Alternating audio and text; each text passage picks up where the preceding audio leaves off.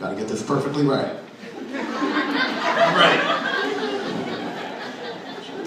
Hold on. Alright, ready. Being a perfectionist is a mixed blessing. On the one hand, I'm proud that I have a high set of personal standards, a strong work ethic, and a clear sense of right and wrong. But on the other hand, when my perfectionism gets out of control, it can lead to frustration and anger and can cut at my sense of self-worth. I'll give you a quick glimpse at how the perfectionist views the world. When most people see this image, they see grandma's old-fashioned cross-stitch sampler. There's the picket fence, there's the alphabet, there's the family name. But when I look at this, all I can fixate on is that freaking apostrophe that shouldn't be there. The perfectionist is not impressed. In pop culture, the perfectionist is often portrayed as fastidious, like Felix from The Odd Couple, anal retentive, like Niles from Frasier, sometimes bossy, like Monica from Friends, or even power-hungry, like Tracy Flick from Election. We kind of stand out in a crowd, so it makes us easy targets. In the world of celebrities, the perfectionist is often celebrated, like domestic goddess Martha Stewart or infamous control freak Barbra Streisand. But we also love to make fun of perfectionists whose egos are just out of control, like reality show chef Gordon Ramsay and self-proclaimed king of the world, James Cameron. You could say these are my spirit animals. As a Gen X American, obviously I grew up surrounded by constant messages that perfectionism is attainable. Movies like this and magazines perpetuate this unattainable beauty standard of the perfect 10. Even our US Constitution perpetuates perfectionism with its promise of a more perfect union. When I was a kid, I remember hearing about why they call it your Achilles heel. So my dad told me how his mom dipped him in the river Styx, but she missed a spot, and that's where he was shot by an arrow during the Trojan War, and he died. Now, no fault of my father's, but this was my takeaway. Get it right, kid, or you could die. Now, I'm not sure if any of these external influences actually did contribute to my perfectionism or if I was born this way. I'm not sure if it was a coping mechanism I developed after my parents divorced when I was 4, but I do know that I was identified as a perfectionist in my report card in the 2nd grade by my teacher. I became accustomed to getting all A's, and I felt a really strong sense of satisfaction about getting it right and about getting recognized for getting it right. But that also meant that I carried an equal, if not stronger, sense of shame and disappointment whenever I took home anything less, even a B.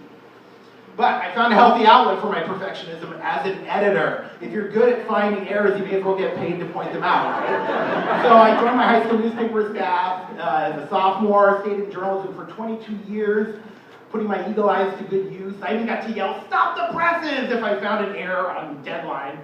But my perfectionism didn't just manifest itself in academic excellence. It perpetuated in every facet of my life. If I folded a piece of paper in half, it had to be folded exactly in half. If I followed a recipe, it had to be, every measurement, exactly. If I made my bed, the sheets were tucked so tight that I could barely get in.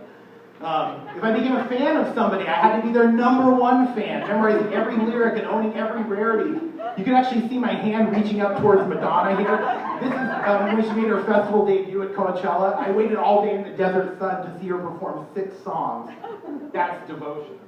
But it's one thing to be obsessed about being the perfect fan or the perfect editor, because those are external obsessions. But when that critical eye turns inward, it's a whole different story.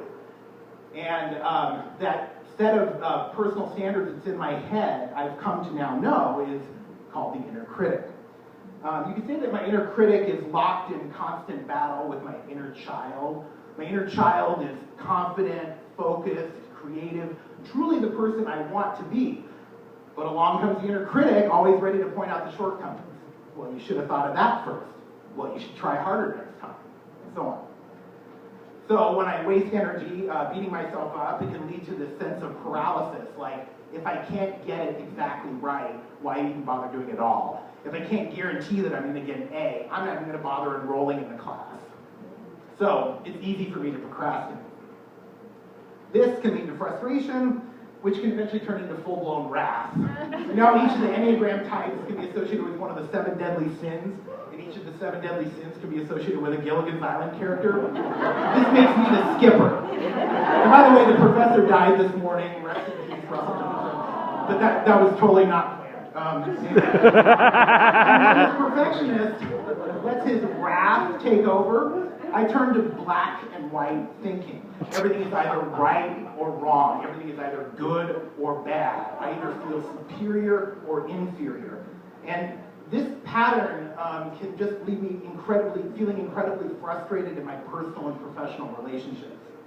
It's a toxic, judgmental cycle that only brings about more stagnation, more paralysis, and more procrastination.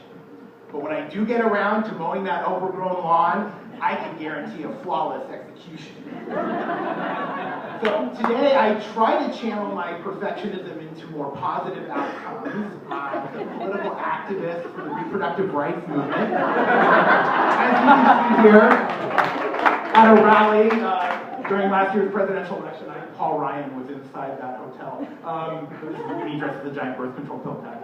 I'm enjoying stepping out of my comfort zone and trying to make the world a better place. Michelangelo once said, a good artist ought never to allow impatience to overcome his sense of the main end of art, perfection. This coming from somebody who had 4 years to finish painting the Sistine Chapel. But I keep this quote displayed in my office to remind myself never to let my perfectionism stifle my creativity. I still do struggle with my being a perfectionist, although I prefer to focus on its more positive name, the idealist. I know I can't fix all the world's problems, and I know that I can't just snap my fingers and silence that inner critic, but I'm doing my best to accept the world for all its imperfections just the way it is. Thank you.